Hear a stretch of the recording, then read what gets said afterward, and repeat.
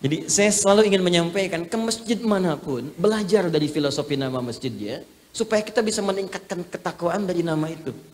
Ke Masjid Al-Ikhlas, belajar lebih ikhlas. Ke Al-Muttaqin, belajar lebih takwa. Ke Al-Hikmah, belajar cari hikmah. Ke Nurul Asli, cari cahaya. Jadi kalau keluar dari masjid ini Anda masih jauh dari Allah, berarti ada yang nggak benar ibadah Anda di sini. Pulang dari sini, aktivitas kita lebih terarah. Waktunya lebih efektif. Pelajari kenapa dinamakan fajar, kenapa dinamakan subuh, kenapa dinamakan zuhur, kenapa asar, kenapa maghrib, kenapa isya. Ada maknanya semua. Jadikan kurikulum kehidupan. Ambil cahaya-cahaya Allah. Apa yang kita kerjakan di subuh sampai dengan ke zuhur? Apa yang dilakukan di zuhur sampai ke asar? Apa yang kita kerjakan asar sampai maghrib? Apa yang direnungi dari maghrib ke isya? Sampai mungkin ketika isya tiba, kita terlelap, belum tentu kita terbangun kembali esok harinya. Kalau ini kita lakukan dengan benar, demi Allah saya katakan semua akan nikmat dijalani. Tapi ada satu pedoman yang harus kita jadikan acuan untuk mendapatkan nurul asri. Pedoman inilah yang Allah berikan sejak Nabi Adam diturunkan ke muka bumi. Apa pedomannya? Seperti apa gambarannya? Bagaimana kita mengambil manfaat darinya dan mempraktekannya? Inilah inti pembahasan kita di pagi hari ini untuk kita uraikan. Mari kita mulai supaya kita bisa manfaatkan waktu dengan baik insya Allah. Bismillahirrahmanirrahim. Sebelumnya sampai jam berapa nanti kita mulai? Oh, baik. Sampai Isya siap? Ya, silahkan sampai Isya. Saya jam 11 pergi lagi. Baik, yuk kita mulai. Tema kita kemuliaan Al-Quran dalam Al-Quran dan Sunnah Rasulullah SAW. Diambil secara singkat kemuliaan hidup bersama Al-Quran. Saya akan mulai dari Al-Quran surah kedua Al-Baqarah ayat 38. Mohon izin nanti kita tidak akan jauh dari Al-Quran, hadis, dan qaul ulama untuk menafsirkannya. Quran surah kedua Al-Baqarah ayat 38. Saat Nabi Adam alaihissalam, manusia pertama, diturunkan oleh Allah ke muka bumi untuk memulai misinya. Jadi Nabi Adam itu dan semua manusia tugasnya di bumi, bukan di langit. Ingat. Karena itu ketika diciptakan, diberikan misi sebagai khalifah, kalimat buminya muncul. Al-Baqarah ayat 30. Wa idh qala rabbuka lil malaikati inni ja'ilun fil ardi, bukan fis sama. Ya, fil ardi, di bumi. Karena itu sebelum turun ke bumi, itu oleh Allah di training dulu. Diberikan pembekalan, bekal pengetahuan ayat 31-nya. Wa 'allama Adam al-asma'a kullaha. Bekal-bekal kenikmatan seperti ini mungkin dirasakan nikmatnya. Ya, ayat 35-nya. Ini yang boleh dimakan, ini yang tidak boleh. Ada perintah, ada larangan. Jadi surga yang dimaksudkan di ayat Jannah itu bukan surga yang akan kita tempati. Karena surga yang akan kita tempati tak ada perintah, tak ada larangan lagi. Nggak ada perintah lagi, nggak ada ibadah lagi. Jadi jangan berharap nanti masuk surga masih tahajud terlampau soleh Anda. Ya. Tahajud sekarang, sholat sekarang, nanti tinggal nikmat saja semua. Mala ainan ra'at wala udhunun sami'at ala qalbi basyara. Tak pernah tertatap, tak pernah terdengar kisahnya nyata seperti itu, dan tak pernah kemudian terbayangkan kita lamunkan demikian. Nanti akan masuk suasananya indah semua. Beda dengan sebelum-sebelumnya. Kemudian diperkenalkan di tantangannya dari mulai nafsu sampai setannya. Kalau sudah siap semua, diturunkanlah kemudian ke bumi. Turunlah kemudian ke bumi dengan bekal-bekal semua tadi untuk diwariskan kepada anak cucunya. Singkatnya saat turun, maka Allah sampaikan. Ayat 38. Qulna bitu minha jami'a. Sekarang turun kalian semua ke bumi. Adam, Hawa, turun. Fa imma ya'tiyannakum minni hudan. Ini poinnya. Nanti kamu turun ke bumi ini, aku akan berikan satu pedoman kehidupan. Awas. Ini penting, saking pentingnya ini sampai turun. Kaget. Fokus, aku berikan satu pedoman kehidupan. Dan disebutkan nama pedomannya dengan nama Hudan namanya. Saya tuliskan. Maaf, itu yang di belakang akhwat terutama kelihatan ini? Kelihatan? Oh, luar biasa. Belum saya tulis sudah kelihatan. Hebat. Ahwat milenial, belum ditulis udah kelihatan. Imannya dahsyat. Jangan-jangan belum saya terangkan sudah tahu. Bismillah. Hudan. Hudan gini. Kelihatan? Baik, nampak? Oh, kalau kurang saya besarkan. Hudan. Sini, fokus. Fa imma ya'tiyannakum minni hudan. Maka jika engkau memulai tugas di bumi nanti, aku akan sertakan pedoman hidupmu. Dinamakan hudan. Di sini semua petunjuknya dikumpulkan. Bagaimana cara menjalani hidup di bumi. Kalau ingin bercocok tanam begini caranya. Kalau ingin berkebun begini caranya. Kalau ingin berkomunikasi begini caranya. Sifat sikap yang dihadapi seperti ini keadaannya. Tanah begini keadaannya. Laut begini keadaannya. Daratan, lautan, udara. Ada semua di sini. Disampaikan. Karena itu Al-Imam Al-Baghawi dalam tafsirnya Al-Khazin menyebutkan semua aspek kebutuhan Adam dan anak cucunya saat nanti tinggal di bumi, semua tercantum dalam kalimat ini. Termasuk spesifik, Adam diberikan kemampuan 700.000 bahasa. Ini untuk menunjukkan banyak. Sebab kalau orang Arab itu ingin menunjuk banyak, dia sebutkan 7, ya 27, 25, 40, itu menunjukkan banyak. Ya, jadi kalau ada kata-kata 7, itu kadang bentuknya real, kadang bentuknya majas, menunjuk banyak. Seperti begini, pusing 7 keliling. Nah, kan bukan keliling-keliling sampai 7 kali pusing kan? Ya, saking pusingnya gitu ya, menunjukkan banyak keliling. Hudan. Kalau hudan ini diikuti, ini poinnya. Fala khaufun 'alaihim wala hum yahzanun.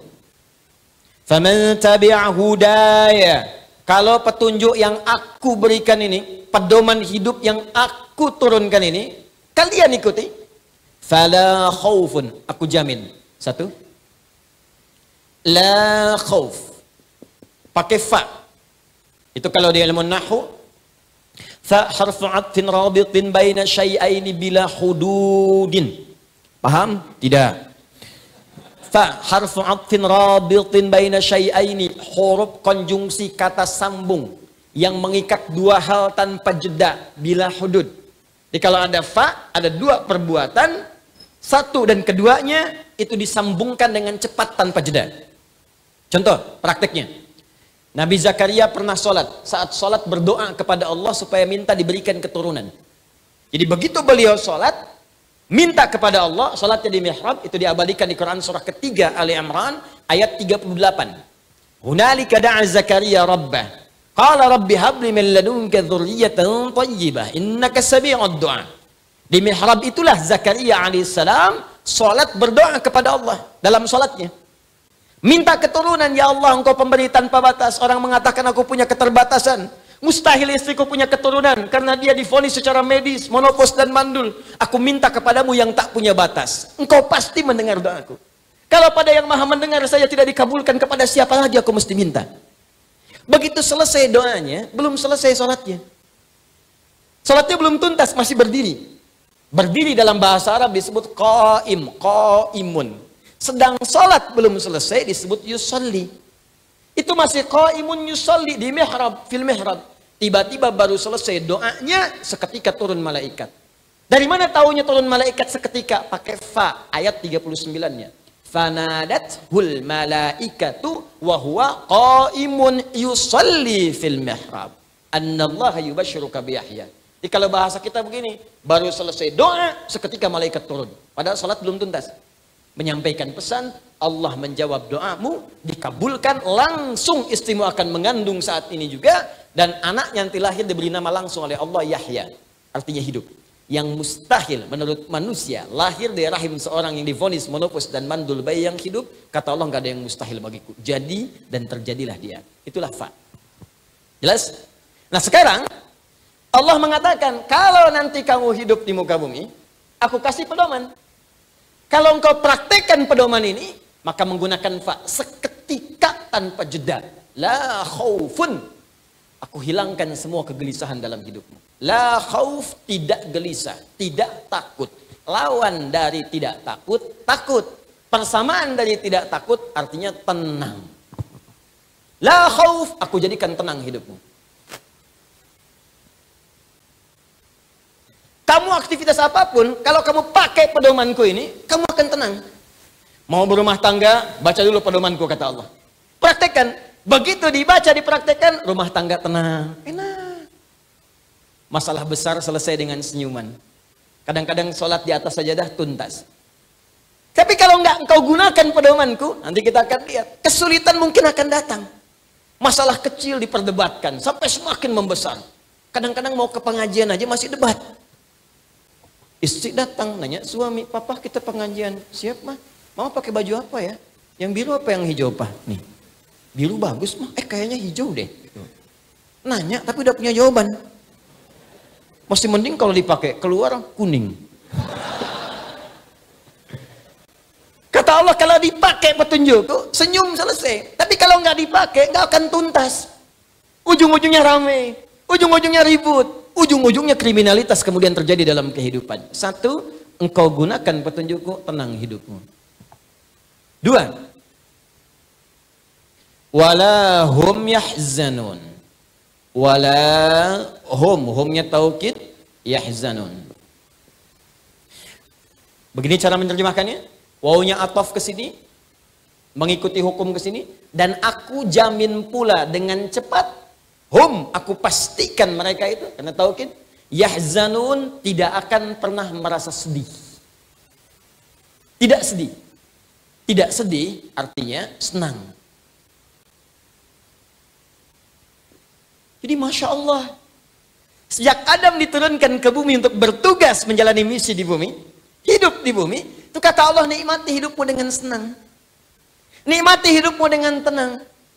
Silahkan kemanapun kamu tenang. Di sini tenang, di sana senang. Di mana-mana hatiku tenang. Seharusnya begitu. Bukan cuma jadi lirik. Memang hidup kita itu mesti begitu. Di rumah tangga senang, bekerja tenang, di kehidupan sosial tenang. Jadi semua garis yang Allah tetapkan dalam kita beraktivitas, ini konsepnya ke sini Pak. Ya Allah tuh nggak ingin kita susah. Jadi kalau ada orang yang hidupnya susah, bukan Allahnya yang salah, manusianya yang tidak baca pedomannya. Buka akhir ayat 185 di Quran surah kedua Al-Baqarah. Yuridullahu bikumul yusra, wala yuridu bikumul usra. Allah tuh menginginkan hidup kalian semua itu mudah, bukan susah kata Allah. Jadi kalau ada orang hidupnya susah, bukan Allahnya yang salah. Mungkin makhluknya yang tidak baca pedomannya. Anda maaf ya, kalau mau ke sini Nurul Asri nggak tahu petanya, kan susah datangnya ke sini. Sudah berniat-niat datang dari awal, tapi petanya nggak dibaca, pedoman nggak dilihat, bagaimana bisa sampainya, Cepi? Susah. Makanya kata Allah, aku turunkan pedoman ini setiap masa berganti, maka akan diupdate sesuai dengan kondisi masanya. Tapi namanya tetap dengan kalimat yang sama, hudan. Karena itulah Bapak Ibu sekalian, teman-teman, setelah Nabi Adam pun meninggal dunia, muncul keturunan beliau berikutnya, setiap keturunan komunitas itu berganti. Kemanapun mereka beraktivitas, maka Allah akan mengutus dan menunjuk seorang manusia menjadi utusan untuk menyampaikan hudan sesuai dengan kondisi umatnya di masa itu. Utusan inilah yang disebut dengan Rasul. Jadi ada Rasul, ada Nabi, itu berbeda. Rasul pertama Nabi Nuh alaihissalam, Nabi pertama Nabi Adam alaihissalam. Nabi ditugaskan hanya untuk pribadinya saja, sedangkan Rasul ditugaskan untuk berdakwah kepada umat menyampaikan pesan hudan ini. Ustadz, kenapa Nabi Adam bukan Rasul? Karena Nabi Adam turun ke bumi, belum ada umatnya. Yang turun cuma Adam dan Hawa. Adam kata sejarah turunnya di wilayah dekat India, Hawa di wilayah yang sekarang jadi Saudi, yang disebut dengan Jeddah. Jadi kalau Anda datang ke Jeddah, kenapa disebut Jeddah? Salah satunya ada yang memaknai karena nenek moyang kita turun di situ. Nenek dalam bahasa Arab disebut dengan Jeddah. Ada yang memaknai demikian. Jadi kalau Anda nanti umrah atau haji, yang belum insya Allah saya doakan cepat berangkat. Ya, insya Allah. Tidak cukup dengan amin, nabung dulu. Siapkan nabung, siapkan. Ya, amin sampai kiamat kurang 2 hari. Kalau nggak usaha nggak akan dapat. Biasanya main ke Jeddah. Pinggir pantai Laut Merah, sekarang sudah nggak boleh jalan. Ada masjid kemudian disebut Masjid Terapung, Masjid Ar-Rahmah itu. Anda dari situ lurus sedikit belok kiri, ada sepeda ontel besar, orang menyebut sepeda ontel Nabi Adam. Ya, lurus, kemudian sebelah kanannya di perempatan, jadi sebelah lurus, kiri ke kanan. Nah perempatan yang lurus dengan kanan itu ada, kebayang nggak? Ya gitulah pokoknya ya. Nah itu ada sekat begini, pakai batu bata warna krem, tulisannya Makbarah Sayyidah Hawa, kuburannya Sayyidah Hawa. Ada di situ. Tapi para sejarawan mengatakan itu bukan kuburannya Sayyidah Hawa, tempat turun pertama kalinya. Jadi Adam turunnya di kisaran India, Hawa turun di Jeddah. Mencari, cari, keduanya saling mencari. Sampai berkumpullah kemudian di sebuah padang yang tinggi. Kelihatan dari jauh. Kayaknya saya kenal ya. Kayaknya saya tahu itu gerak. Emang pasti kenal, karena kan di bumi cuma 2 orang itu. Gak ada yang lain. Naik ke atas. Sesuatu yang tinggi naik sampai kelihatan Arafah. Sifatnya disebut dengan Arafah, jamaknya disebut dengan Arafat. Karena itu ada riwayat menyebutkan disebut dengan padang Arafah karena di tempat itulah keduanya kemudian saling mengetahui satu dengan yang lain. Selain riwayat kedua ketika malaikat Jibril mengajarkan pada Nabi Ibrahim tentang manasik haji. Lalu mengatakan Nabi Ibrahim, Araftul an, saya tahu. Disitulah disebut dengan Arafah. Karena itu wilayah itu digunakan untuk keduanya. Pertemuan keduanya naik ke atas bukit disebut dengan, maka turun puncak kerinduan, membuncah pada saat itu. Kerinduan tertinggi dengan menghadirkan sayang disebut dengan rahmah. Maka bertemu di situ sampai sekarang disebut dengan Jabal Rahmah. Itu puncak untuk puncak, maaf sekali, renungan. Bukan puncak cari jodoh. Tulis nama di situ. Simpan yang ditempel yang macam nggak usah di situ. Itu puncak renungan, kontemplasi. Di puncak itulah keduanya bertobat kepada Allah, membacakan doa yang diabadikan di Quran surah ke-7 ayat 23. Rabbana zalamna an wa illam taghfir lana wa tar lanakunanna minal khasirin. Adam tuntas, selesai, muncul keturunan berikutnya. Adam wafat, generasi berubah sampai ke Nabi Nuh alaihissalam. Generasi berubah sampai setelahnya sampai ke Nabi Muhammad sallallahu alaihi wasallam.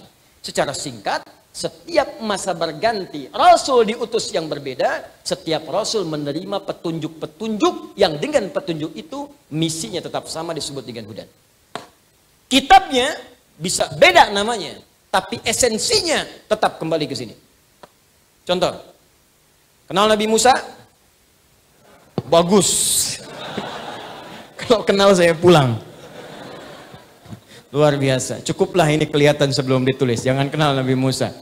Saya kesuka bumi, hubud dunia. Suka itu hubun, bumi itu dunia. Suka bumi, hubud dunia. Kalau ibu kotanya dunia apa? Di Lampung, kota bumi. Ya, Madinatul Ardi. Saya kesuka bumi, ceramah, dan naik panggung. Saya tanya, ada cerita tentang Firaun. Ada yang kenal Firaun? Kenal. Hampir saya turun pulang. Nabi Musa diturunkan oleh Allah kitab kepada beliau. Apa nama kitabnya? Taurat. Nabi Isa apa nama kitabnya? Nabi Daud nama kitabnya? Zabur. Sekarang kita ambil satu contoh Taurat dalam Al-Quran. Taurat ditemukan di Quran surah ketiga Ali Imran ayat 3. Nazzala 'alaikal kitaba bil haqqi musaddiqan lima bayna yadayhi wa anzalat Taurat wal Injil. Baik. Ketika Allah memberikan kepada Nabi Musa Taurat, bimbingan kehidupan, maka Allah tidak melepaskan esensi hudan ini yang melekat pada nama Taurat itu. Dari mana taunya Ustaz? Buka Quran surah ke-17 ayat kedua. Wa ataina Musal kitaba. Ketika tiba zamannya Musa, kami berikan pada Musa pedoman, kitab, yang jadi acuan kehidupan bagi umatnya saat itu. Kemudian apa yang terjadi? Nama kitabnya Taurat, tadi sudah kita baca. Teruskan ayatnya. Wa ataina Musal kitaba wa ja'alnahu hudan li bani Israil. Taurat itu kata Allah, hudan, petunjuk hidup, pedoman hidup. Untuk siapa? Karena tugas setiap nabi sebelum Nabi Muhammad, tugasnya itu hanya regional saja. Bukan tugas universal. Maka Nabi Musa diutus untuk Bani Israel, pedoman untuk Bani Israel. Sebentar. Saya ingin petakan dulu supaya pemahaman kita menguat di sini. Sebelum Nabi Muhammad, itu semua nabi dan rasul tugasnya lokal saja. Lokal. Misalnya ini daerah Deres. Saya dengar Deres ya. Ya? Darsan. Dirsan. Dari bahasa Arab tuh. Daro saya dari su Darsan. Ya? Darsan. Darsan itu pelajaran. Mungkin di sini banyak pengajian, kajian-kajian, gitu kan? Atau mungkin wallahu alam dulu banyak digunakan untuk orang tinggal yang mengajar, maka disebut dengan darsan kalau terambil dari bahasa Arab. Kembali teman-teman sekalian. Jadi ada nabi yang tugasnya di darsan saja. Ada nabi yang tugasnya di kauman saja. Ini contoh ya. Jadi ada nabi-nabi sebelum Nabi Muhammad, semua tugasnya lokal.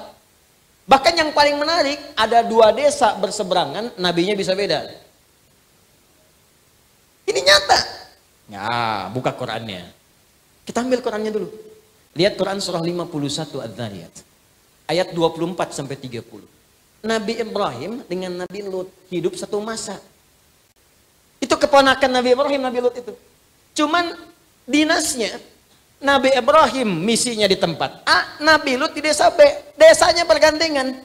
Jadi kalau kita ada 2 desa berhimpitan, nabinya beda. Satu Nabi Lut, satu Nabi Ibrahim.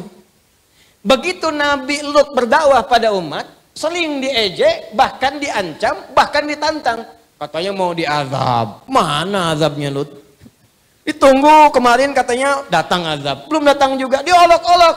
Maka dikabulkan oleh Allah untuk dihukum umat Nabi Lut itu. Diturunkanlah para malaikat untuk menghukum umat Nabi Lut. Sebelum datang ke desa Nabi Lut, mampir ke tempat Nabi Ibrahim. Mampirnya kapan? Dini hari sebelum subuh. Baca ayat 24-nya, paling kanan agak ke bawah. Hal ataka hadithu dhaifi Ibrahim al-mukramin? Kita ditantang oleh Allah tuh. Kamu pernah nggak baca, dengar kisah tentang Nabi Ibrahim yang kedatangan tamu malam-malam hari, dini hari, tapi masih dimuliakan oleh beliau. Izdakhalu alaihi faqalu salama. Ketika masuk itu, dia mengucapkan salam mereka. Assalamualaikum, assalamualaikum. Masya Allah. Anda tengah malam jam 2:30. Ada yang datang ke rumah. Banyak suaranya, 3, 4, 5 orang. Assalamualaikum, assalamualaikum. Dijawab nggak? Tengok dulu misalnya. Begitu ditengok di jendela, dibuka, kemudian gordenya terlihat. Masya Allah, jubah putih, rambut panjang. Assalamualaikum, assalamualaikum. Dijawab nggak? Tidak. Jawab dulu aja. Karena menjawab salam hukumnya wajib. Quran surah 4 ayat 86, paling kanan sebelah bawah. Wa idza hayyitum bi tahiyyatin fahayyu bi ahsana minha aw rudduha. Jika Anda diberikan penghormatan lewat salam, jawab dengan lebih baik atau semisalnya. Jawab aja dulu. Assalamualaikum. Waalaikumsalam. Assalamualaikum. Waalaikumsalam warahmatullah. Assalamualaikum. Waalaikumsalam warahmatullahi wabarakatuh. Buka dong. Tidak. Jawab aja dulu. Tapi ini beda. Qala salam, Waalaikumsalam warahmatullahi wabarakatuh. Itu singkatan ya. Salam itu singkatan. Di salam itu singkatan dari assalamualaikum warahmatullahi wabarakatuh. Jadi kalau Anda kirim SMS terlalu panjang, spasinya nggak cukup, cukup Anda katakan salam, tapi dibacanya assalamualaikum. Itu bahasa Quran, bukan bahasa saya. Itu banyak singkatan kok. Bismillahirrahmanirrahim disingkat basmalah. Alhamdulillahirabbil alamin disingkat. Allahu akbar disingkat takbir. Allahu akbar. Maaf sudah jam 10. Ini mungkin saya ada percepatan ini ya. Saya mohon izin barangkali kita harus percepat. Ada sesuatu yang penting yang harus dikerjakan. Jadi kita segera saja tutup dengan hamdalah. Hamdalah. Tidak. Contoh. Ini contoh. Bukan asli. Contoh. Maka kita tutup dengan kalimat Alhamdulillahirabbil. Kita masih sampai Isya, tenang aja. Contoh. Salam juga begitu. Assalamualaikum warahmatullahi wabarakatuh. Bisa disingkat dengan salam. Begitu kemudian dibuka qaumum munkarun. Ini bukan orang kompleks ini. Bukan orang kampung sini. Kalau bukan orang dekat sini berarti capek perjalanan. Kalau perjalanan lelah jangan banyak ditanya, silahkan masuk. Faragha ila ahlihi faja'a bi'idlin samin. Tanya kepada istrinya Sayyidah Sarah, "Mama, ini ada tamu malam-malam. Apa menu terbaik yang kita miliki untuk menjamunya?" Kata istrinya, "Enggak ada, Pak." Lihat ke belakang, ada anak sapi lembu. Masih sempat sembeli, dibikin gulai malam-malam, gulai sapi. Langsung dihidangkan, faqarrabahu ilaihim. Langsung dihidangkan kepada tamu-tamu itu. Allahu Akbar. Tamu 2:30 masih nyari gulai. Untuk dihidangkan, ini kan luar biasa. Yang kita saja, Nabi Ibrahim itu Khalilullah, sangat dekat dengan Allah. Dijaga dari maksiat, ahli surga, Nabi, Rasul. Kedatangan tamu yang 2:30 malam dijamu bikin gulai. Ada orang Nabi bukan, Rasul bukan, sahabat bukan, tabiin bukan. Surga belum jelas, amalan berantakan, hisab masih menegangkan. Cita-citanya surga Firdaus bersama Nabi lagi. Tapi belum tentu bisa mengerjakan seperti Nabi Ibrahim yang lakukan. Tapi persoalan muncul. Begitu kemudian sudah dihidangkan, tamunya diam aja. Kata Nabi Ibrahim, qala ala ta'kulun, kok nggak dimakan? Diperhatikan ya begini. Begitu diamati dari atas sampai bawah, lengkap sudah. Kakinya tak napak ke lantai. Wah, udah. Wajah sudah begitu. Rambut panjang, kaki putih, ya maaf jubah putih, kaki nggak napak di lantai. Kira-kira kalau antum dalam posisi itu, apa yang dilakukan? Udah nggak bisa ketawa tuh. Ya. Pingsan mungkin iya. Takut, rasa takut yang tidak punya kemungkinan untuk mengelak disebut aujas namanya. Fa'aujas minhum khifah.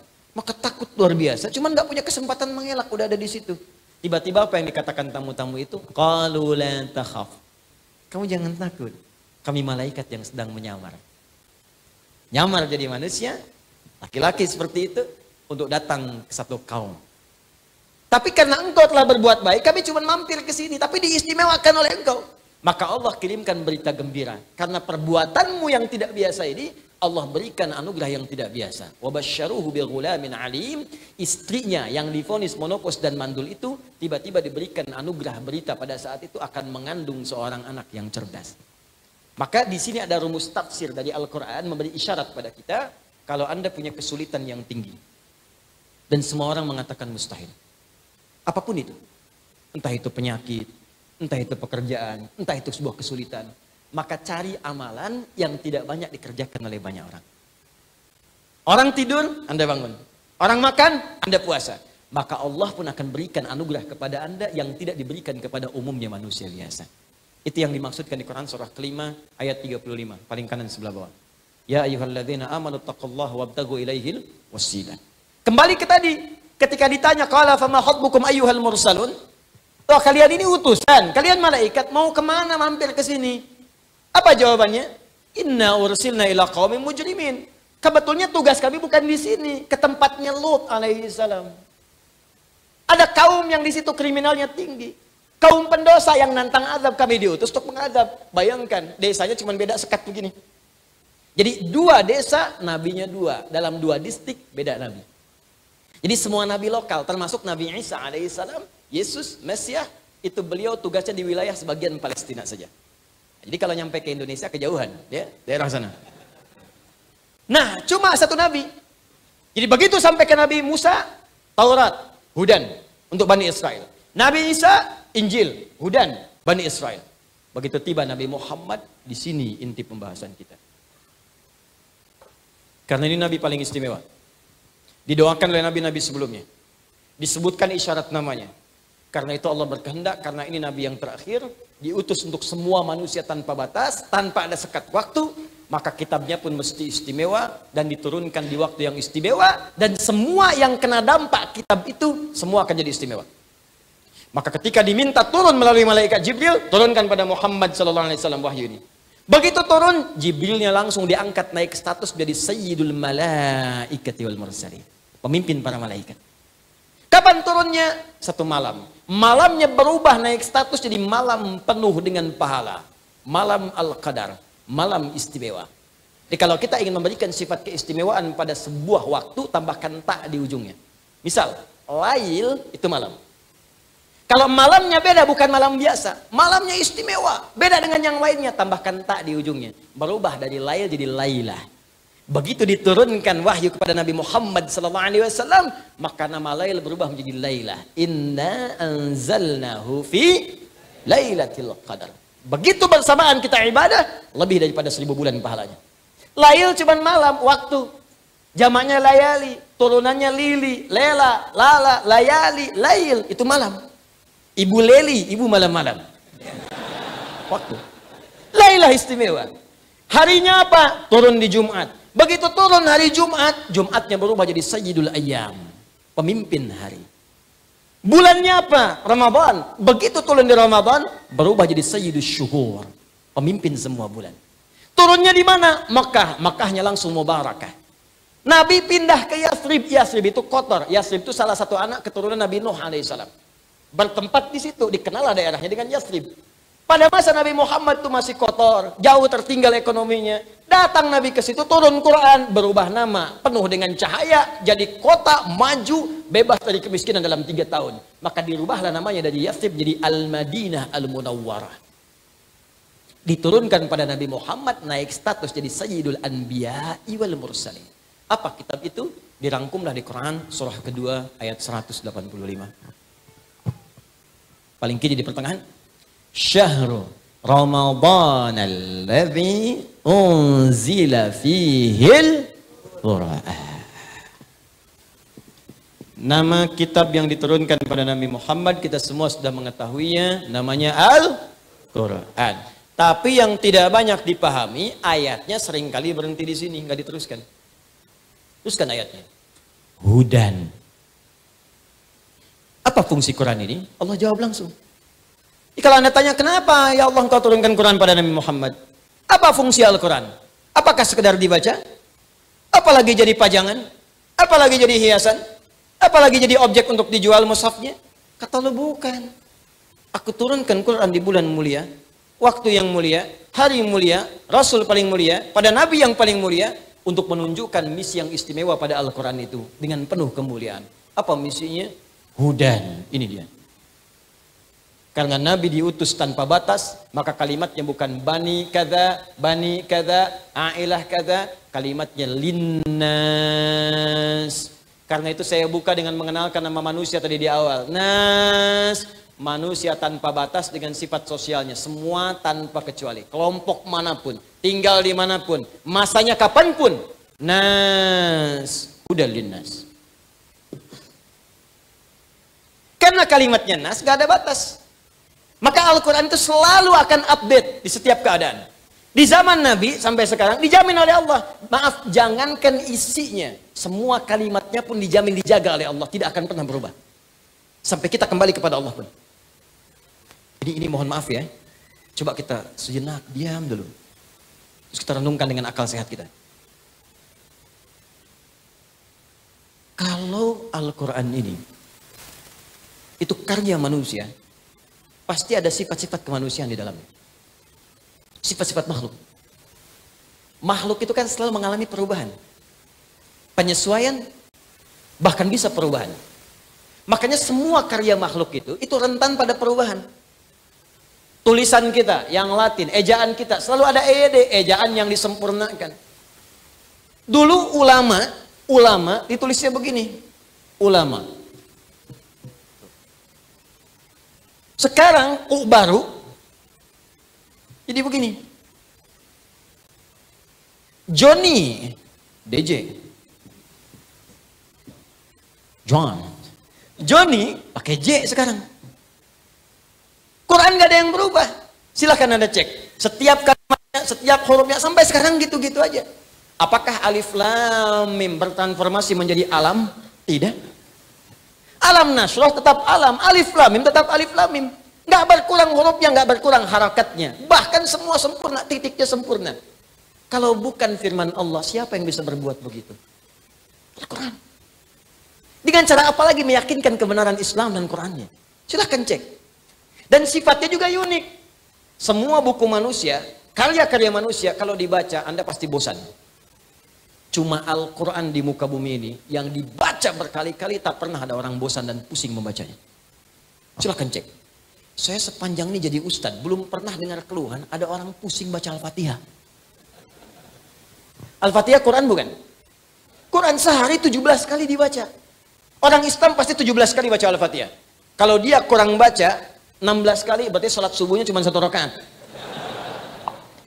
Karena kan 24, 4, 3, 4 setiap sholat pasti baca. Setiap rakaatnya baca 17 kali.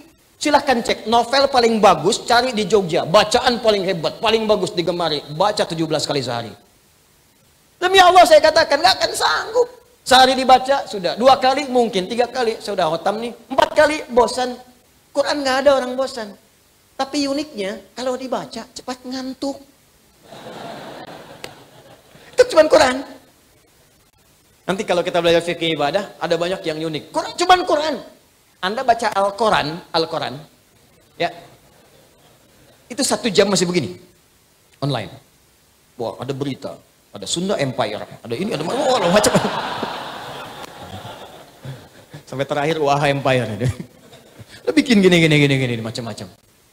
Bisa dibaca berjam-jam. Allahu Akbar, baca Al-Quran. Nun.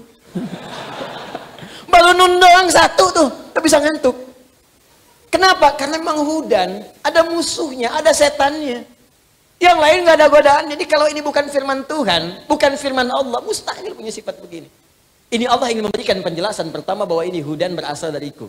Jadi kalau ada orientalis mengatakan Quran produk budaya, Quran butuh penyesuaian, artinya orang ini nggak kenal Quran.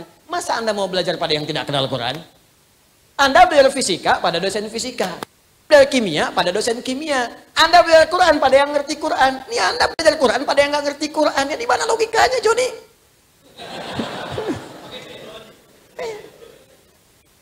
Jadi kita tuh mesti ngerti juga, tempatkan logika kita sesuai dengan tempatnya. Ini belajar Islam pada yang tidak sholat kan nggak nyambung. Ya, kembali ke sini. Balik ke sini. Nah, jadi saya ingin sampaikan bahwa ketika Allah menurunkan Al-Quran, maka disebut dengan hudan. Masih ingat kembali ke awal? Apa itu hudan? Semua pedoman kehidupan kita. Semua solusi hidup kita di situ. Semua persoalan tentang hidup kita diterangkan di situ. Kamu kalau lahir kondisinya akan begini. Bahkan di rahim ibu kamu akan begini. Kalau lahir kamu butuh ASI. Berikan ASI ya sampai masa kesekian kalau sempurna. Kalau kamu belajar akan mengalami kondisi begini. Caranya begini. Kalau pengen cepat paham seperti ini. Kalau kamu belajar iman meningkat seperti ini. Kalau kamu kemudian akan berkelana, kamu akan menemukan kondisi begini. Kamu mungkin akan bertemu dengan pasanganmu. Begini cara meminangnya. Begini cara memberikan maharnya. Begini cara menikah. Sampai dia atur tugas kewajiban di rumah tangganya. Sampai mau kerja diterangkan begini. Sampai disebutkan kalau kamu kerja begini, mungkin akan ada tantangan begini. Ada semua. Karena itu orang yang mendekat pada Quran pasti akan mudah hidupnya. Karena tahu di sebelum mengalami sesuatu sudah tahu apa yang dilakukan. Anda kan baca map nih mau berangkat. Begitu mau berangkat ada kemacetan di titik sekian.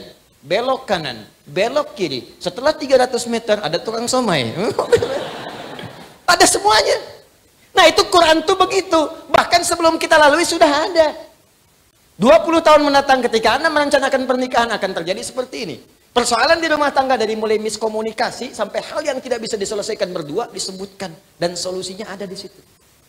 Nih kalau nggak percaya, saya coba sebutkan dengan cepat. Tidak usah ditulis. Simak saja atau lihat rekaman kemudian. Baru Anda tulis.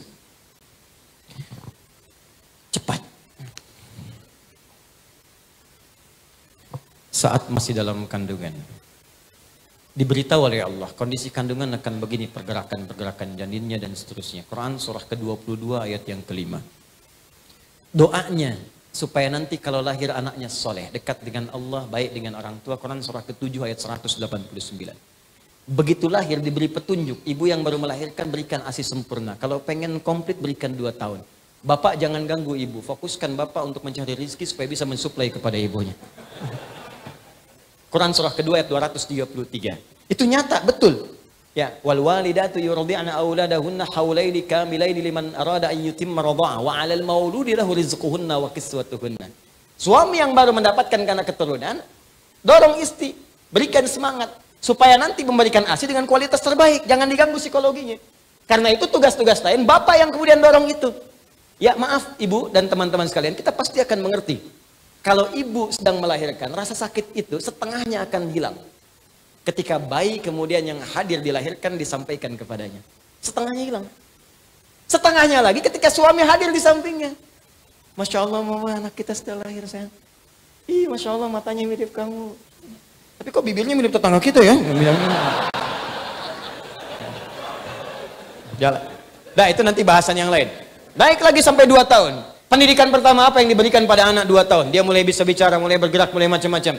Turun 4 pendidikan dini. Kalau diberikan dengan baik, dia dekat dengan Allah, baik dengan Anda, dan bagus bergaul dengan lingkungan sekitaran. Turun Quran surah ke-31 ayat 13 sampai dengan 19. Dia mulai belajar dengan serius, bagaimana supaya dibimbing cepat paham. Turun Quran surah 9 ayat 122. Bagaimana kalau dia belajar, pelajarannya itu naik, menjadi orang pintar, imannya juga kuat. Turun bimbingan Quran surah ke-58 ayat ke-11. Bagaimana cara memulainya supaya ditanamkan adalah keilmuan yang kuat. Turun Quran surah 96 ayat 1 sampai dengan 5. Bagaimana cara dipercepat? Kalau menghafal, Allah yang tanamkan dalam jiwanya. Walaupun dia mengikuti bacaan, cepat menghafalkannya. Turun Quran surah ke-75 ayat 16 sampai dengan 18. Apa amalan untuk mencapai itu? Turun Quran surah kedua di ujung ayat 282. Kemudian naik lagi sampai dia berkelana, mungkin merantau. Jangan semua orang Jogja dikatakan Jogja semua. Ada yang dari Jawa, Sumatera, Kalimantan, mungkin ke sini. Tapi Allah berikan bimbingan. Engkau akan bertemu mungkin dengan suku yang beda, komunitas yang tidak sama. Tapi dalam keadaan itu pun bergaul dengan cara yang takwa. Ada bimbingan di Quran surah ke-49 ayat ke-13. Mungkin engkau pun menemukan jodohmu di situ.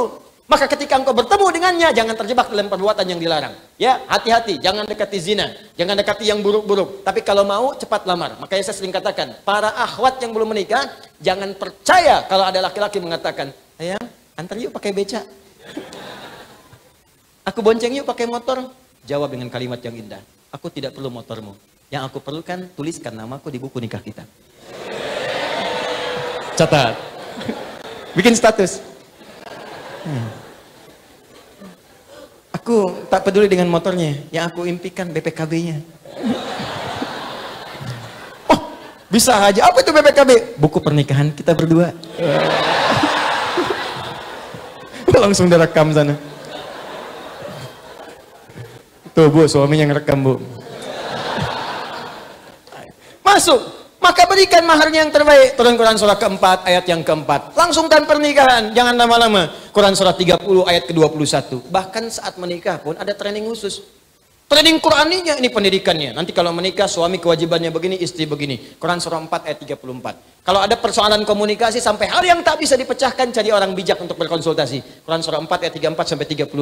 Suami mulai bertugas mencari nafkah, bagaimana caranya? Turun Quran surah kedua ayat 168 yang standar. Kalau pengen cepat naik Quran surah kedua ayat 172. Ingin cepat lagi belum datang, keberkahan sudah dibuka. Turun Quran surah ke-7 ayat 96. Apa Anda kira bekerja tidak ada tantangan? Mungkin banyak tantangan. Kadang-kadang ada yang menyingkirkan, ingin menyungkurkan. Kata Allah itu biasa dalam kehidupan. Maka lakukan amalan ini, maka Anda akan dilindungi. Quran surah 17 ayat 79 sampai 81. Kalau ada yang sampai mengancam, lakukan zikir Nabi Yunus alaihissalam. Quran surah ke-21 ayat 87 sampai dengan 88. Anda bekerja tapi istri merawat anak-anak di rumah juga belum tentu mudah. Ada yang kadang-kadang teriak, ada yang berkata, amalannya lakukan. Quran surah ke-17 ayat 23 sampai dengan 27. Setelah itu kadang-kadang Anda capek, lelah. Zikir Nabi Ibrahim Quran surah ke-26 ayat ke-80. Kalau Anda sakit, kata dokter, ini nggak ada obatnya. Ini mustahil. Kata Allah, separah apapun kalau Anda lakukan zikirnya Nabi Ayub, aku akan sembuhkan seperti aku sembuhkan Ayub. Turun Quran surah ke-21 ayat 83 sampai dengan 84. Anda sudah berumah tangga, belum ada tanda-tanda keturunan. Kata Allah, lakukan amalan Nabi Zakaria. Bahkan beliau sudah sepuh, rambut memutih, fisik sudah letih, istri divonis medis, monopus dan mandul. Tapi kalau engkau kerjakan amalannya, aku anugerahkan keturunan untukmu. Amalannya dari Quran surah ketiga ayat 38 sampai doanya di Quran surah 19 ayat 2 sampai dengan ayat ke-15-nya. Sampai dijamin keselamatan dunia, alam kubur sampai dengan akhiratnya. Anda bergerak lagi, bisnis makin maju, maka bersyukurlah kepada Allah. Turun Quran surah ke-14 ayat yang ke-7. Cobaan-cobaan tantangan mulai hebat, petakan tantangannya. Rumuskan, mulai Quran surah kedua ayat 214. Rinciannya di Quran surah kedua ayat 155 sampai dengan 157. Penyelesaiannya di Quran surah ketiga ayat 142. Kemudian jalani dengan sabar semua itu sampai Anda mencapai kematangan. Kalau atas usia 40 tahun sudah sukses, orang tua masih ada, maka sertakan kesuksesan Anda dengan membawa orang tua di dalamnya. Berikan kemuliaannya, minimal doakan mereka. Tuntunannya di Quran surah ke-46 ayat ke-15. Sampai Anda semakin sepuh, bahkan bersikap seperti anak-anak lagi. Quran surah ke-22 ayat yang ke-5. Sampai Anda menyimpulkan, apakah saya akan selamanya di dunia? Tidak, Anda akan pulang. Maka belajar cara pulang yang baik. Supaya tidak macet, supaya tidak lama dan tenang pulangnya. Maka turun bimbingan di Quran surah ke-89 ayat 27 sampai dengan 30. Supaya pulang tenang, dipanggilnya enak, nyaman. Setelah itu kemana saya pergi ya Allah? Kamu akan pergi ke tempat lain meninggalkan dunia. Kamu pergi ke Jogja saja perlu bekal. Kamu pergi ke Eropa perlu bekal. Sekarang kamu akan meninggalkan dunia, ya pasti kamu perlu bekal. Maka pelajari bekal apa yang layak untuk ke tempat kamu berikutnya. Namanya barzakh, namanya kubur. Bekalnya amal saleh. Kalau kamu siapkan dengan baik, aku berikan keterangan seperti ini. Maka diberikanlah keterangan Quran surah ketiga ayat 169 sampai 172. Tapi kalau kamu sembarangan jauh dariku, nggak pernah cari bekal, maka aku berikan hal yang sama seperti yang aku berikan kepada Fir'aun. Quran surah ke-40 ayat ke-45 sampai dengan 46-nya. Setelah itu kemana ya Allah terjadi kiamat? Quran surah ke-75 semua satu surah sekalian tentang kiamat. Setelah itu kemana ya Allah pilih? Ada pilihan untuk ke surga. Surga aku bagi kepada 4 bagian secara umum. Ada yang sesurga dengan semua para nabi, tetangganya nabi semua. Masya Allah, para rasul semua, dari Nabi Muhammad sampai Nabi Adam alaihissalam. Setelah itu ada orang-orang soleh, ada syuhada, ada siddiqin. Amalannya di Quran surah keempat ayat 69. Ada surga yang kedua di taman surga, keindahannya tak terlukiskan, yang berikan langsung Allah. Quran surah 51 ayat 15 sampai dengan 23. Yang ketiga levelnya, kelas yang indah, rumahnya luas seluas langit dan bumi. Amalannya di Quran surah ketiga ayat 133 sampai 134. Ya Allah, aku sih nggak apa-apa, yang penting ke surga. Gak apa-apa ya Allah, yang penting surga. Ya kalau begitu turunkan Quran surah kedua ayat 25. Jamin semuanya. Tapi kalau kamu nggak siap-siap seperti itu, ada tempat yang kedua namanya neraka. Neraka aku siapkan yang paling ringannya, ditarik oleh malaikat maut, ubun-ubunnya ditarik. Dia tidak punya rasa humor, nggak ada seleranya. Neraka yuk, nggak ada. Syidadun, ghilawun syidadun, bengis, kejam, tarik ubun-ubun, dicelupkan seperti bikin teh celup. Celup, angkat, celup, angkat, celup, angkat. Bahasa Arabnya nusli, innal ladzina kafaru bi ayatina sawfa nuslihim nara. Kami celupkan, angkat, celupkan, angkat. Sekali dicelupkan perbedaannya 1000 tahun. Satu harinya 1000 tahun, satu detiknya 48 hari. Celup, badalnahum juludan ghairaha liyadzuqul adzab. Angkat, kami ganti kulit yang baru supaya merasakan azab yang tidak sama dengan yang sebelumnya. Naik, angkat, turun, angkat, turun, angkat. Itu yang paling ringan. Yang paling dalamnya neraka jahanam disediakan untuk orang munafik dan orang-orang kafir. Di Quran surah keempat ayat 140 paling kiri sebelah bawah. Kalau yang nggak ke surga, belum ke surga, nggak ke neraka, 50-50. Tempatnya di mana ya Allah? Aku turunkan surah yang ketujuh namanya Al-A'raf ayat 45 sampai 47. Dia akan ada di pertengahan antara surga dengan neraka. Dia melihat semua penduduk surga tapi ketakutan mendengar jeritan ahli neraka. Lihat bahasa Qurannya. Melihat orang surga pengen ke surga, ketakutan mendengar. Jadi nggak bisa ngintip ke neraka. Lihat bahasa Qurannya. Anda keluar dari masjid ini jam 2:30 malam. Begitu keluar, di atas pohon ada suara. Ngintip nggak? Apa? Pasti Anda lari. Jadi di dunia aja begitu sudah ketakutan, apalagi jeritan tiap waktu. Nggak berani ngintip. Berharap pengen ke surga. Maka dengan rahmatku, aku ambil dia, aku tempatkan di surga. Setelah proses hisab selesai seluruhnya. Satu harinya 1000 tahun. Ada semua. Tunjukkan pada saya mana yang nggak ada di Quran. Semua. Makanya ketika Nabi diutus untuk menerangkan Quran, Nabi pun disebut hudan. Walladzi arsala rasulahu bil huda. Allah ngutus rasulnya dengan hudan. Makanya ketika Quran diterangkan oleh Nabi jadi hudan. Semuanya indah. Berhasil semua. Tenang, nyaman, bahagia, sukses. Nih pembuktian terakhir. Pembuktian terakhir. Bukan ceramah terakhir, kita masih sampai Isya. Pembuktian terakhir. Lihat sini baik-baik. Fokus.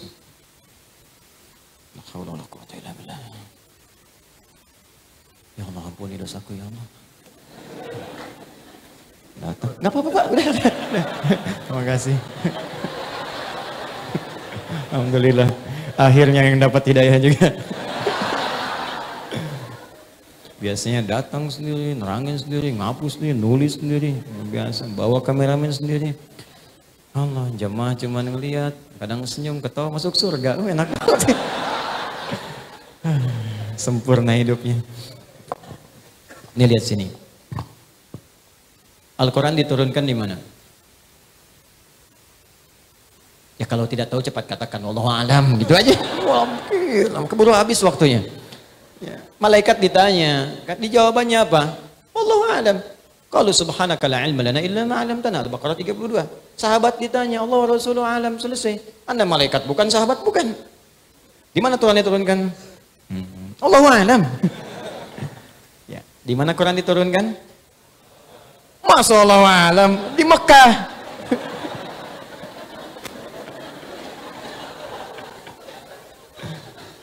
Al-Quran diturunkan di mana? Di Mekah. Mekah itu ada umat. Umatnya disebut dulu dengan nama apa? Apa namanya? Jahiliyah. Ada jahlun, ada jahilun, ada jahiliyah. Itu beda. Jahiliyah. Sampingnya ada Ar-Rum, Romawi. Di sini ada Furs, Persia.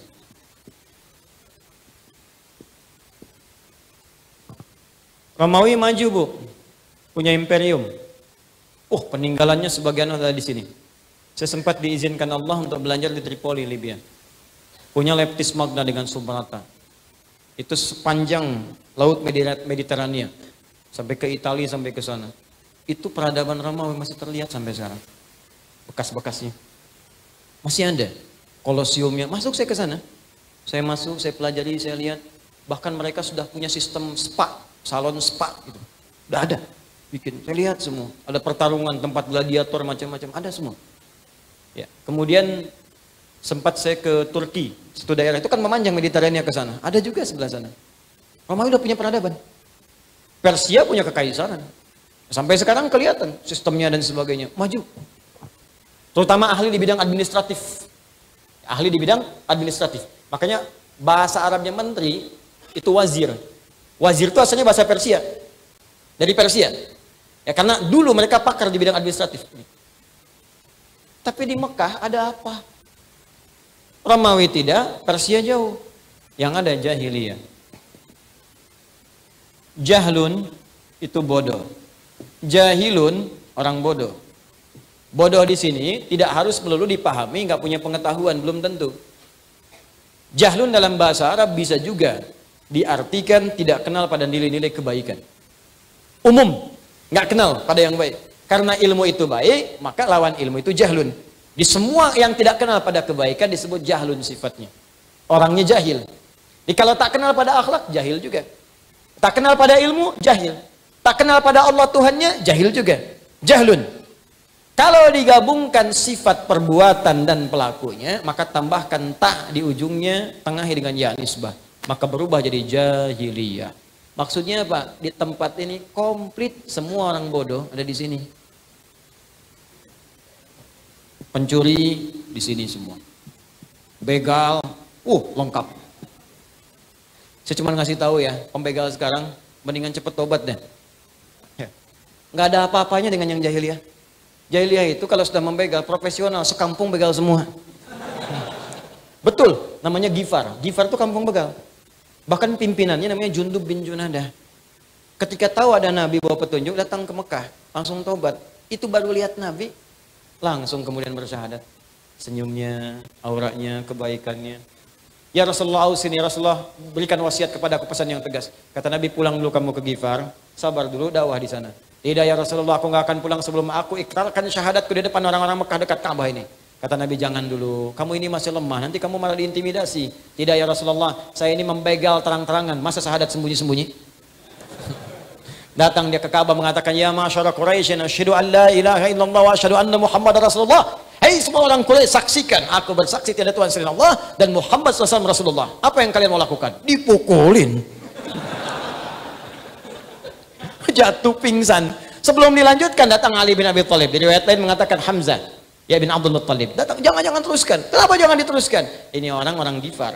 Dagangan kita semua lewat situ. Kalau tahu orang Gifar ini mati, semua dagangan kita nggak akan ada yang aman. Kalau gitu jangan teruskan, jangan teruskan. Ya, teruskan. Pulang kemudian ke Gifar, dakwah di Gifar, mantan begal dakwah. Begitu Nabi kemudian hijrah ke Madinah, menetap di sana, heboh Madinah. Dog digdug, suara kaki bergemuruh. Keluar melihat, ternyata sekampung Gifar dipimpin Jundub bin Junadah datang ke Madinah untuk menyatakan masuk Islam. Mantan begal, tobat, begal paling profesional, tobat jadi dai. Dan setelah itu banyak meriwayatkan hadis. Masih ingat teman-teman, kalau bangun tidur baca doanya apa? Langsung aja. Alhamdulillahilladzi ahyana ba'dama amatana wa ilaihin. Siapa yang meriwayatkan hadis itu? Dua orang. Di Al-Bukhari nomor hadis 181 yang meriwayatkan dua orang. Satu Mu'adz bin Jabal, yang kedua Jundub bin Junadah. Kalau pengen dilengkapi, buka Abu Daud nomor hadis 1367 yang meriwayatkan Ibnu Abbas. Karena Nabi SAW idza istayqadha min naumihi fajalasa. Adalah Nabi SAW jika bangun dari tidurnya tidak langsung berinteraksi dulu, duduk sebentar. Duduk dulu. Ini cara kesehatan bagus. Famasakha biyadihi min athari naumihi, maka beliau melihat tangan terbaiknya, tangan bersihnya untuk menghapus bekas kantuknya. Jadi jangan langsung baca doa, hilangkan dulu kantuknya. Ini baru bangun udah baca doa. Memang bangun 2:30, begitu sadar jam 5. Begitu. Baca. Baru baca doa. Ada semua. Nah, saya kembalikan yang ngejelekan mantan begal untuk menunjukkan bahwa saya ini dulu mantan begal. Tempat saya kampung begal. Maka disebutkanlah nama daerahnya untuk mengingatkan orang-orang di masa depan. Ayo tobat balik. ini perbuatan nggak bagus. Maka disebutkanlah dengan nama daerahnya, diambil kunyahnya. Kunyahnya Abu Dzar, asalnya dari Ghifar. Kalau ingin menunjuk daerah, tambahkan al di depannya, ujungnya i. Ana Abu Dzar al-Ghifari. Tambah al, ujungnya i. Sama dengan begini. Maaf, Syekh Nawawi al-Bantani. Syekh Yasin al-Padangi. Imam al-Bukhari, namanya bukan al-Bukhari. Namanya Muhammad. Punya bapak Ismail, punya kakek Ibrahim, kakek buyut Al-Mughirah, yang buyut Al-Bardizbah, tinggal di Kecamatan Jongfah, Kabupaten Bukhara, Provinsi Khurasan, negaranya sekarang Uzbekistan. Karena dari Bukhara maka menyebut Al-Bukhari. Anda siapa misalnya? Anda Yono dari Darsan, Jogja, kembali ke Mekah. Kenalkan, ana Yono Al-Darsani Al-Jogjai. Al-Imperiumi Al-Qadimi misalnya. Nah, itu ini tobat semua. Jadi pezina, lengkap. Kalau bosan dengan istri bosan dengan suami, tukeran dengan tetangganya besoknya. Ini jahiliyah. Pemabuk, jangan tanya, maaf ya, pemabuk paling pemula sehari 5 kali. Yang sekarang nggak ada apa-apanya lah, gitu ya. Ini pemabuk paling pemula. Penipu, ulung, riba, komplit, ada semua, makanya disebut jahiliyah. Nih, perhatikan apa yang ingin saya sampaikan. Indahnya Allah memberikan pelajaran pada kita. Al-Quran tidak diturunkan di Romawi. Supaya orang tidak berkata, pantas umatnya maju, Romawinya sudah maju. Al-Quran tidak diturunkan di Persia supaya orang tidak ngeles mengatakan, pantas hebat Qurannya turun di Persia. Tapi Allah turunkan di sini. Dengan semua sifat keburukannya. Cuman dalam masa yang singkat, kurang dari 23 tahun. Selesai semua. Bahkan sudah sampai ke seantara bumi disampaikan pesan-pesannya. Dari jahiliyah, tiba-tiba mereka berubah, bertransformasi menjadi khairu ummah. Jadi kalau Anda ingin cari orang jujur, maka yang paling jujur cuma ada di masyarakat ini. Kalau Anda ingin orang cari penyabar, yang paling sabar ada di sini. Kalau Anda cari orang tawadhu, yang paling rendah hati ada di sini. Kalau Anda cari orang dermawan, yang paling dermawan ada di sini. Abdurrahman bin Auf, orang paling kaya. Modalnya pakaian. Jadi orang paling kaya, dibimbing oleh Quran. Setelah kaya, kapak terbuat dari emas. Kapaknya aja emas. Bayangkan.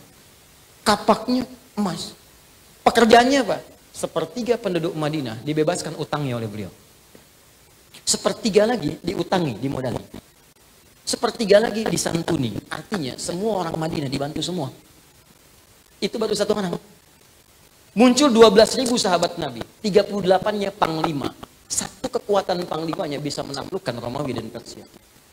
Khalid bin Walid. Khalid datang ke Persia. Udah takluk, kata Persianya pegang botol racun. Kata Khalid, sudah, apa itu? Kata Khalid, ini racun, kata Persia, ini racun paling dahsyat di sini, yang kalau diminum sedikit saja sudah kehilangan nyawa. Coba lihat, kata Khalid. Diambil. Ketawa Khalid. Tabas sama dhahika. Bismillahi la yadurru biismi syai'a, dengan nama Allah tidak akan ada yang memberikan madarat kecuali dengan izinnya. Diminum sampai habis. Begitu diminum dibuang botolnya. Nggak ada apa-apanya. Apa komentar Ratu Persia pada saat ini? Riwayat benar, baca sejarah. Kata Ratu Persia, kalau ada jenderal seperti ini sudah nggak akan bisa ditaklukkan dimanapun. Satu kekuatan. Pelajar, udah jangan dilihat.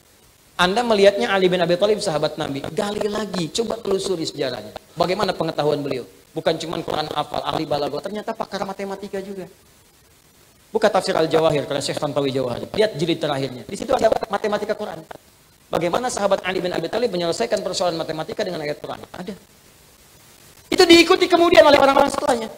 Al-Ghazali, Al-Kindi, Al-Farabi, ya, Al-Khawarizmi, Ibnu Sina, dan seterusnya. Itu bikin mereka. Sehingga banyak penemuan itu terinspirasi dari Al-Quran. Contoh, siapa penemu atom? Mana anak UGM? Mana UI? Mana anak kampus? Siapa yang ikut kimia di sini? Saya belajar dulu kimia. Ya, baca, dan saya senang kalau libur saya pergi ke toko buku, saya beli tuh buku-bukunya. Kalau saya ketemu anak kampus, saya tanya, Anda belajar apa? Saya jurusan ini Ustaz, ajarkan saya pelajaran Anda, saya ajarkan Anda apa yang Anda inginkan. Siapa penemu atom? Bukan John Dalton, Anda salah baca. Penemu atom pada mulanya bukan John Dalton. Penemu atom Jabir bin Hayyan. Pada mulanya. Jabir bin Hayyan menemukan atom saat meneliti besi. Dari mana meneliti besi? Saat membaca surah 57 Al-Hadid. Surah besi. Sampai di ayat 25 wa anzalal hadid sampai ayat 26-nya. Dibaca, dilihat, penasaran. Kami turunkan besi dari langit. Ada besi turun dari langit. Meteor kan? Ada sebagian dari besi turun. Diambil bagian dari besi itu dibawa ke lab kecilnya di rumah, dianalisis sampai ditemukan turunan terkecilnya sampai ke atomnya. Karena itu sampai sekarang atom besi itu kan Fe rumusnya. F besar ya kecil, ferum namanya. Ferum. Berapa nomor atomnya? 26. Setiap atom mesti punya isotop untuk menjaga kestabilan atom. Isotopnya itu rata-rata 4. Isotopnya besi itu Fe 55, 56, 57, 58. Yang paling stabil 57. Surah 57 ayat 25 sampai 26. Surah besi Fe Al-Hadid. Asalnya di situ. Sampai yang menemukan rumusan asal pesawat terbang Ibnu Firnas ada semua. Sampai yang mengkonfirmasi dari mulai notasi syair jahiliyah. Itu punya notasi dulunya. Makanya orang belajar adab itu menemukan arud, di arud ada notasi. Apa notasinya? Bentuknya bahar namanya, ada 16. Ada tawil, tawilun lahudun al-bukhuri fadailu, fa'ulun mafa'ilun, fa'ulun mafa'ilu, kifanab kimin dzikru habibin wa manzili bisaqtili wa baida dakhuli fahawmali. Rajas, mustaf'ilun, mustaf'ilun, mustaf'ilun, mustaf'ilun, mustaf'ilun, mustaf'ilun, sauti safiril bulbuli, hayyaja qalbi thamili, al-ma'u wa zahru ma'a ma zahri lahzul muqali, fa anta ya sayyidi wa sayyidi wa maulali, fakam tayyumuni ghuzailun uqayqali, qataftuhu madwatin fi hadha ar-rajuli, faqala la la la faqad qadamu harwili, wal walad wali wali ya wailadi, faqultu la tuwalwili, fabayinu lu'lu ali qala tawina kadha wa dhul muqali, kahatan kakailali tabtabuli. Ayo ulangi. Rajas ditemukan orang Islam setelahnya jadi ilmu Pak. Rumusan tadi tarik jadi alfiyah, jadi nafam. Rumus yang sama Rajas Muzdawaj. Yang tadi jadi alfiyah. Kalamuna lafdhun mufidun kastaqim wasmun wa fi'lun thumma harfunil kalim wahiduhu kalimatun wal qawlu am wa kalimatun biha kalamun qad yu'am bil jarri wat tanwini wan nida wa al wa musnadin lismi tamyizun hasal bitafa'alti atat wa ya if'ali wa nuqbalan fi'lun yanjalli. Hafal 1002 bait, paham mana pakar nahwu dan saraf. Jadi ilmu. Cuman saat Quran ditinggalkan, ini ditinggalkan, balik lagi ke notasi musik. C D F G A B C G A B C D F is G D F is G A B cis D A B cis D F is gis A F is gis A B cis dis E B cis dis E fis gis ais B fis gis ais B cis dis ais bis dis ais bis gis ais bis cis judi itu sih. Nah, ini cuma jadi ilmu tuh. Naik, makanya syahidnya di Quran surah 3 ayat 110. Kuntum khaira ummatin ukhrijat linnas. Karena itu, kenapa kita mesti kembali ke Quran? Karena ini hidup kita ada di sini. Ada semuanya. Tiap hari kita cuma itu yang dibaca itu aja, Anas lagi, subuh sampai dengan Isya. Salah sih enggak, cuma kajiannya mana? Makanya dikabulkan oleh Allah, mimpi ketemu jin terus gitu. Nah, jadi ini bagian yang pertama untuk menunjukkan bagaimana kita mesti hidup bersama Al-Quran.